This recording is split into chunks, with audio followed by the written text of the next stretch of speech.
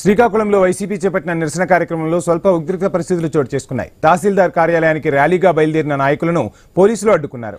ఈ సందర్భంలో పోలీసులకు వైసీపీ శ్రేణులకు మధ్య వాగ్వాదం, తోపులాట చోటు చేసుకుంది. ఒకరిద్దరు కార్యకర్తలు కింద పడి స్వల్పంగా గాయపడ్డారు. చివరకు రోప్ పార్టీని పోలీసులు బారికేడ్లను తోసుకుంటూ వైసీపీ నేతలు, కార్యకర్తలు తహసీల్దార్ కార్యాలయానికి చేరుకున్నారు. డిప్యూటీ తహసీల్దార్కి వినతిపత్రం అందజేశారు. కార్యక్రమంలో మాజీ మంత్రి ధర్మన ప్రసాదరావు, మాజీ స్పీకర్ తమ్మినేని, ఎమ్మెల్సీ కుంభా రవిబాబు పాల్గొన్నారు. వైద్య, విద్య లాంటి వాటిని ప్రైవేటు వ్యక్తుల వ్యాపారానికి ఇచ్చేస్తే ఇక ప్రభుత్వం చేసే పనులు ఏంటని ప్రశ్నించారు ధర్మన. వైద్యం, విద్యను ప్రైవేటు పరం చేసి బెరతెగించి రాజ్యాంగ విరుద్ధంగా పనిచేస్తున్నారని మండిపడ్డారు.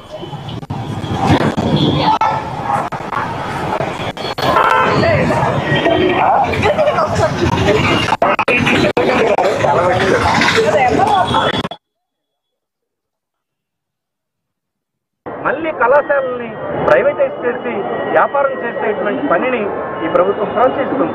దీనికి వ్యతిరేకం మేము ఎంత మాత్రం మేము దాన్ని అనుమతించాం. ఈ రాష్ట్రంలో ఇది ఉన్నంతకాలం, ఈ పద్ధతి ఉన్నంతకాలం మేము యాజిటేట్ చేస్తూ ఉంటాం ప్రజల తరఫున.